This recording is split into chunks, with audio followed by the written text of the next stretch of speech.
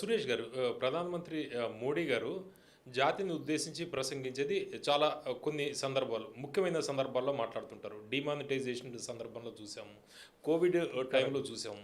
ఇప్పుడు లేటెస్ట్‌గా ఈ మిడిల్ ఈస్ట్‌లో జరుగుతున్న సంక్షోభం నేపథ్యంలో జాతిని ఉద్దేశించి ఆయన మాట్లాడారు. చాలా ఈ పరిస్థితులు చాలా తీవ్ర స్థాయిలో ఉన్నాయి అనేది. అంటే మోడీ గారు పబ్లిక్‌ని ఉద్దేశించి ఆ స్థాయిలో చెప్పారు అంటే అసలు పరిస్థితులు ఏం జరుగుతున్నాయి? ఇంకా యుద్ధం కొనసాగితే ఎలా ఉండబోతోంది భవిష్యత్తు? మన దేశం ఒకటే కాదు కదా పవన్ గారు. హ్మ్. మన చుట్టుపక్కల ఉన్న దేశాలన్నీ చూడండి. ఆయన అలర్ట్ చేసే ఉద్దేశం. పాకిస్తాన్ కానీ, శ్రీలంక కానీ, నేపాల్ కానీ, వీళ్ళందరూ, అది కాకుండా ఈవెన్ మలేషియా వైపు, సింగపూర్ వైపు, ఇండోనేషియా వైపు, ప్రపంచ దేశాలు అన్ని 4 రోజులు చేసేసారు working day, 4 day working day. ఓ రేషన్ పెట్టారు 15 లీటర్లు, ఇక్కడ శ్రీలంక అనుకుంటాను 15 లీటర్స్ పర్ వెహికల్ అంతే వారానికి. మన దేశంలో పెడితే ఇక్కడ పెద్ద గొడవ అవుతుంది ఇక్కడ. So at least your petrol bunks are running. Diesel petrol మీకు ప్రాబ్లం లేకుండా ఎల్పిజి వచ్చినా లేట్గా వస్తుంది. ఎల్పిజి వస్తుంది. ఓకే, ప్రాబ్లమ్ ఈజ్ ఇదొక ఆపర్చునిటీ. దీనికన్నా ముందు కూడా మనం మాట్లాడాలి, ఇదొక ఆపర్చునిటీ. మోదీ గారు అదే అంటున్నారు. డైరెక్ట్గా చెప్పకుండా కూడా గవర్నమెంట్ ఆర్డర్ ఇచ్చారు నిన్న. పిఎన్జీ ఇమ్మీడియట్గా we should go for extensive PNG. మనం ఎలక్ట్రిసిటీ ఎట్లా సప్లై చేస్తామో ఇంటికి, పిఎన్జీ కూడా అట్లనే సప్లై చేయాలి. ప్రతి ఇంటికి ఒక వైర్ వెళ్తే ఆ పాసిబిలిటీ ఉంటే ఈవెన్ లైన్ కూడా తీసుకోవచ్చు. మీ ఇంటర్నెట్, మీ ఇంటికి వచ్చే జియో కానీ అట్లాంటి కేబుల్, వాళ్ళు కేబుల్, ఫిజికల్ కేబుల్ తీసుకొస్తే ఇది కూడా తీసుకురావచ్చు మీ ఇంటికి. So that is it. ఇప్పుడు భాగ్యనగర్ గ్యాస్ అంటే ఇండైరెక్ట్లీ రిలయన్సే కదా వాళ్ళది. సో అది వీళ్ళు చేయాల్సింది ఇప్పుడు ఇమ్మీడియట్గా. ఇది ఒక ఆపర్చునిటీ. కోవిడ్ టైంలో కూడా అదే నేర్చుకున్నాం. ఆన్లైన్ క్లాసులు ఉంటుందా, అప్పుడు దాకా మనకు తెలియదు. ఇట్లా ఆపర్చునిటీ ఉంటుంది. వర్క్ ఫ్రమ్ హోమ్ అనే కాన్సెప్ట్ ఉందా, అది ఉందా అని నేర్చుకున్నాం మనం. సో ప్రతిదానికి డిమానిటైజేషన్ జరిగిన తర్వాత కరెన్సీ ప్రాబ్లం వచ్చినప్పుడు మనం యూపీఐకి వెళ్ళాము. ఇప్పుడు మనం డిజిటల్ పేమెంట్స్కి వచ్చేసాం. మీ దగ్గర 10 సంవత్సరాల ముందు మనం దీని గురించి మాట్లాడుకుంటే ఏం డిజిటల్ కరెన్సీ, ఏం యూపీఐ, చిదంబరం గారు చెప్పినట్ల ఇంటర్నెట్ కనెక్షన్ ఉందా, ఆమెకి ఏం తెలుసు, ఆ కూరగాయలు అమ్ముతున్న లేడీకి ఆమె దగ్గర బ్యాంక్ అకౌంట్ ఉందా అని అడిగారు. ఇప్పుడు చూడండి ఎట్లా మారిపోయింది. సో మేబీ 5 సంవత్సరాల తర్వాత మార్పు వచ్చినప్పుడు ఇప్పుడు అంటే ఒక మేజర్ షిఫ్ట్ టువర్డ్స్, ఒకటి పైప్ న్యాచురల్ గ్యాస్ ఫర్ అపార్ట్మెంట్లు, పెద్ద పెద్ద కమ్యూనిటీస్కి. రెండవది ఎలక్ట్రికల్ యూస్ కుకింగ్లో చాలా మటుకు. ఎథనాల్ బేస్డ్ కుకింగ్, అది డాబాలకి, స్టేట్ హైవేస్లో ఉన్న రెస్టారెంట్స్కి. రూరల్ ఏరియాస్లో బయోగ్యాస్, దాన్ని బట్టి ఉన్న దానికి మన ఎల్పిజి ప్రొడక్షన్ తగ్గించాల్సిందే. ఎల్పిజి ఒకటే కాదు, ఈవెన్ పెట్రోల్ అండ్ డీజిల్ తగ్గించాలి. స్టేట్ గవర్నమెంట్ ఇవాళ ఎంప్లాయీస్కి 20% డిస్కౌంట్ ఇస్తున్నారు ఈవీ కార్స్ మీద. అదేం జరుగుతుందో మనకు తెలుసు. వాళ్ళు కొనేసుకొని అమ్మేసుకుంటారు, లేకుంటే ఇంకొకరికి ఇచ్చేస్తారు. పేరు పేరు మీద ఉంటుంది అంతేగాని 3 సంవత్సరాల తర్వాత ట్రాన్స్ఫర్ కూడా చేసుకుంటారు వాళ్ళు. That is the big scam. అది స్కామ్ కావబోతుంది అట్లయినా. కానీ కోల్నెట్ వాళ్ళు ఒక 20 మంది జెన్యున్గా ఉంటారు, మిగతా 80% మంది అమ్మేసుకుంటారు ఆ బండి ఎవడైనా కానీ. ఇది మెయిన్గా we should shift to electric. అదొక ఫస్ట్ ఆప్షన్ ఉండాలి మనది. మనకు సన్లైట్ చాలా బాగుంది మన దగ్గర, నో ప్రాబ్లం ఎట్ ఆల్. ఇవాళ నేను ఒక గల్ఫ్ న్యూస్ ఆర్టికల్ చూశాను.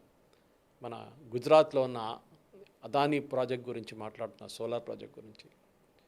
అది ఒక 80 సిటీస్ని ట్యాకిల్ చేసుకో, అంత ఎలక్ట్రిసిటీ ఉందంట వాళ్ళ దగ్గర, ప్రొడ్యూస్ చేస్తున్నారు. 80 టౌన్స్, చిన్న చిన్న టౌన్స్. ఆలోచించండి, అట్లాంటి మన దేశంలో రాజస్థాన్ కానీ, గుజరాత్ కానీ సన్లైట్ ఉన్న ఏరియాస్లో పెడితే, నార్త్ ఈస్ట్ పక్కన పెడితే మిగతా దేశం అంతా సన్లైట్ ఉంది. Let us use it. మనం ఎలక్ట్రిక్ వెహికల్స్ ఫస్ట్ వచ్చినప్పుడు మనం ఏమన్నా, అరే ఛార్జింగ్ స్టేషన్స్ ఎక్కడ ఉందా, ఎవడు కొనుక్కుంటాడు అన్న. ఇప్పుడు బ్యాటరీ పర్ఫార్మెన్స్ మారిపోతుంది, బ్యాటరీ ఎఫిషియన్సీ పెరుగుతుంది. మన ఫస్ట్ మొబైల్ ఫోన్ వచ్చినప్పుడు బ్యాటరీ స్ట్రెంగ్త్ ఏం లేకుండే, రోజుకి 10 సార్లు ఛార్జ్ చేయాల్సి వస్తుంది. ఇప్పుడు చూడండి 10 రోజులకి ఛార్జింగ్. ఇప్పుడు it's improving day by day. అట్లనే ఇది కూడా ఇంప్రూవ్ అవుతుంది. ఛార్జింగ్ పాయింట్స్ ఉంటుంది, అపార్ట్మెంట్స్లో స్టార్ట్ చేశారు, పెట్రోల్ బంక్ల పాటు. ఈ మార్పు రావాలి. అంటే సురేష్ గారు, ఇప్పుడు యుద్ధం ఇప్పుడు ప్రస్తుతానికి కొంత విరామం అంటున్నారు, అయితే కొనసాగుతోంది. ఇప్పుడున్న పరిస్థితి ప్రకారం ఎలా ఉండబోతోంది? అంటే యుద్ధం కొనసాగితే తీవ్రతరం మనం అంచనా వేయగలమా? దీంట్లో ఇజ్రాయెల్కి, యూఎస్కి 2 డైవర్జెంట్ వ్యూస్ ఉంది.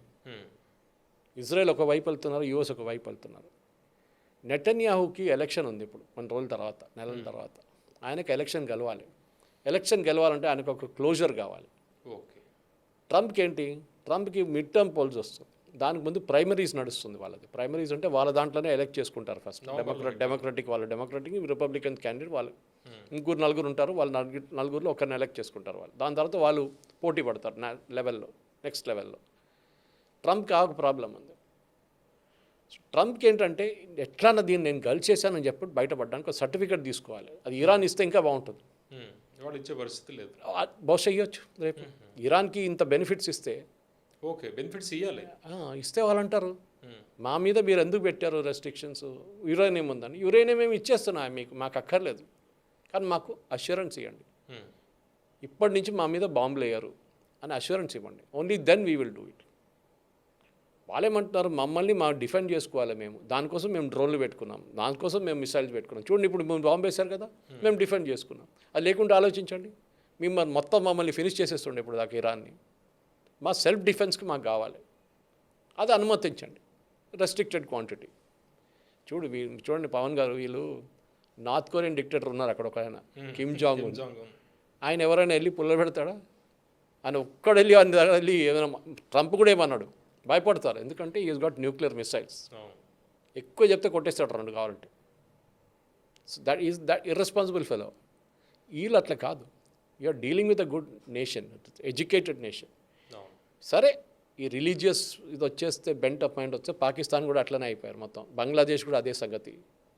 ఈ రిలీజియన్ ఎక్కడెక్కడ తీసుకొచ్చి రిలీజన్ని మీరు ముల్లాల్ని కూర్చోబెడతారో మిగతా వాళ్ళని కూర్చోబెడతారో అప్పుడు ఇది అవుతుంది.